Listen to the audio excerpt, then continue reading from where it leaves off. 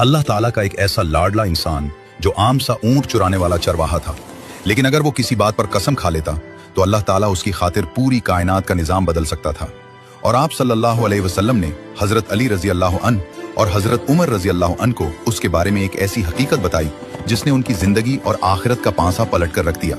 ये उस वक्त की बात है जब आप सल्लल्लाहु अलैहि वसल्लम ने उमर फारूक और अली उल मुर्तजा को एक अजीब व गरीब वसीयत फरमाई थी।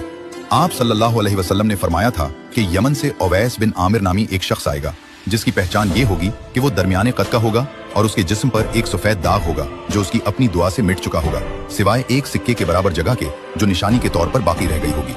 आप सल्लल्लाहु अलैहि वसल्लम ने मजीद फरमाया कि उवैस अपनी माँ का इस कदर फर्माबरदार है कि अगर वो किसी बात पर अल्लाह की कसम खा ले तो अल्लाह ताला उसकी कसम को जरूर पूरा फरमाता है। इस जुमले का मतलब ये है कि उवैस करनी अल्लाह के इतने लाडले और मुकर्रब बन चुके थे कि उनके और अल्लाह के दरमियान कोई पर्दा नहीं रहा था। हुजूर सल्लल्लाहु अलैहि वसल्लम के पर्दा फरमाने के बाद कई साल तक हजरत उमर फारूक हर साल हज के मौके पर यमन से आने वाले काफिलों को रोककर एक ही सवाल पूछते थे, क्या तुम में उवैस नाम का कोई शख्स है? लोग हैरान होते थे कि वक्त का इतना बड़ा बादशाह एक आम से आदमी को क्यों ढूंढ रहा है।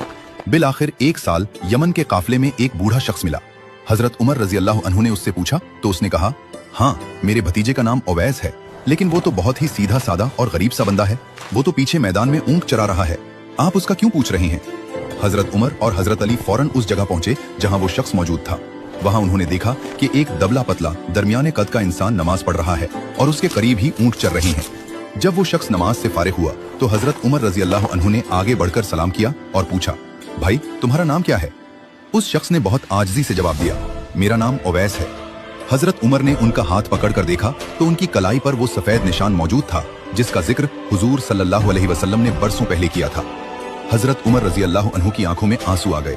उन्होंने कहा, उवैस, हमें अल्लाह के रसूल सल्लल्लाहु अलैहि वसल्लम ने तुम्हारा पता बताया था और हमें हुक्म दिया था कि हम तुमसे अपने लिए बख्शिश की दुआ करवाएं। हजरत उवैस करनी रजी अल्लाह अन्हु ये सुनकर कांपने लगे। वो हैरान थे कि इतने बड़े सहाबा मुझ जैसे गुमनाम इंसान से दुआ का कह रहे हैं। उन्होंने रोते हुए कहा, मैं तो एक मामूली सा इंसान हूँ, आप लोग तो हुजूर सल्लल्लाहु अलैहि वसल्लम के करीबी साथी हैं।